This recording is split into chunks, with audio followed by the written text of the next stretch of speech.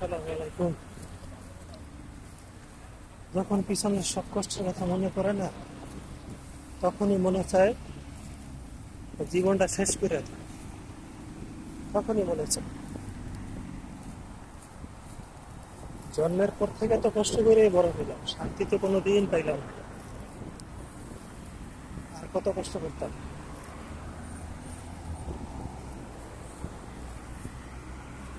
যে সময় অপারেশন করলাম,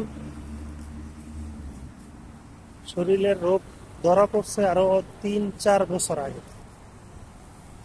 টাকা খরচ হইব, এই জন্য অপারেশন করলাম না, ডাক্তার দেখাইলাম না। যে সময় টিকতে পারি না, আর সহ্য করতে পারি না, শেষ সময় যখন দেওয়ালে পিঠ থেকে গেছে আমার, ওই সময় গেলাম ডাক্তারের কাছে অপারেশন করাইতে। টাকা পয়সা ছিল না। যখন অপারেশন করাই, যে সময় আমারে পুরা শরীর অপাস করা হইলো, ওই সময় আল্লাহরে বলছিলাম যে আল্লাহ, এটা আমার একটা শেষ চান্স, আমার নিয়ে যাও। আমার বাইসা থাকার মতন কোনো কিছুই নাই, আর বাইসা থাকতে ইচ্ছাও করে না, নিয়ে যাও। আল্লাহ নিল না। অপারেশন শেষ, বের করলো। বের করার পরে 3-4 ঘন্টা পরে যখন শরীরের অপাসটা আস্তে আস্তে ছাইরা দিল, প্রায় 3 থেকে 4 ঘন্টা পরে, তখন এত পরিমাণ ব্যথা সহ্য করতে পারতেছি না, বলতে পারতেছি না, এত পরিমাণ ব্যথা ছিল। তখন ডাক্তারকে বললাম যে ডাক্তার, আমার প্রচন্ড পরিমাণ ব্যথা, আমি সহ্য করতে পারতেছি না। তখন ডাক্তার বলল ঠিক আছে। এরপরে আবার শরীরে ইনজেকশন করলো। যখন ইনজেকশন করে বুঝতে পারি না, মনে করছি কি না কি। এরপরে ইনজেকশন করা সর্বোচ্চ 5 থেকে 7 মিনিটের পরে দেখলাম যে পুরো শরীর আমার ছাইরা দিছে, আমার কন্ট্রোলে নাই। এরপরে ঘুম, একটা না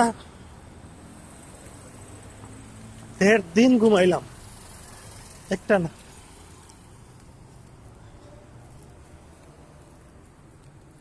1.5 দিন ঘুমানোর পরে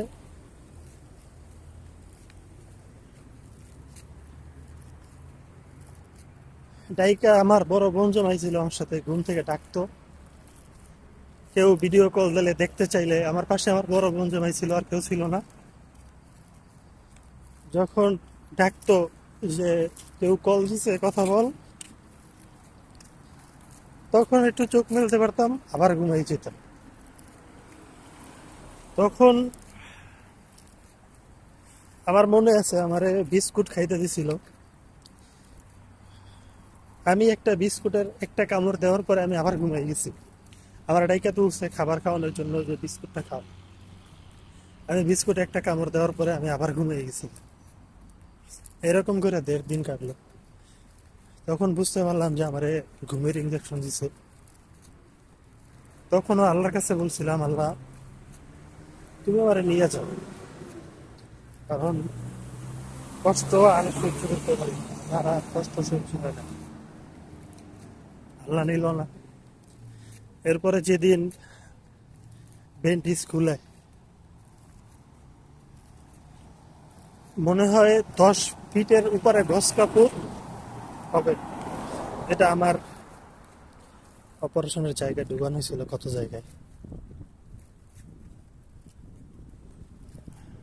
আমার বোন জামাই ছিল ডাক্তার, উনি বলছে যে অনেক কাটছে, আমার অপারেশনের ওই জায়গাটা অনেক কাটা হয়েছে। যখন গস কাপড়গুলো বের করছি, তখন বুঝতে পারছি যে আমার কত দূর কাটা হয়েছে, কি করা হয়েছে, তখন আমি বুঝতে পারছি।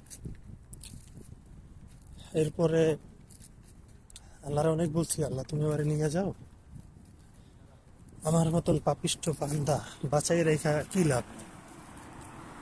না তোমার এটা কি, না কোনো মানুষের উপকারে আসে, আল্লাহ নিল না। এরপরে বাসায় আসলাম, ব্যয়বহুল খরচ। বাসায় আসলাম, ওষুধ খেতে পারি না টাকার জন্য। আমি টাকার জন্য ওষুধ খেতে পারিনি।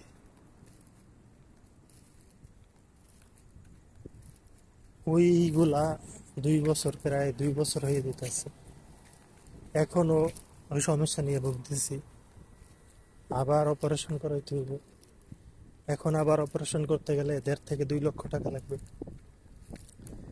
গত 1 সপ্তাহ আগেও বাংলাদেশে বড় একটা হাসপাতালে যোগাযোগ করছিলাম, লেজারের মাধ্যমে অপারেশন করে তারা। 1 লক্ষ টাকা চায়,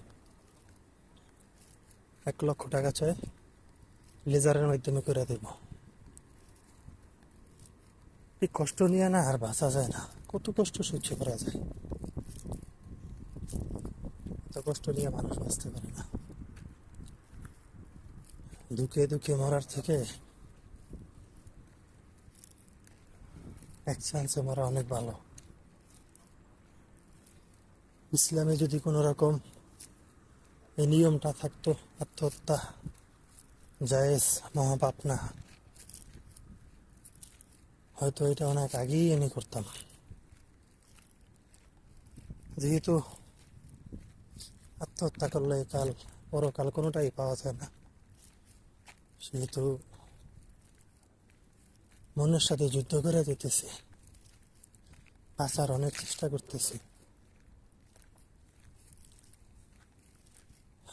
জানি না কতদিন যুদ্ধ করে আর বাঁচতে পারতাম।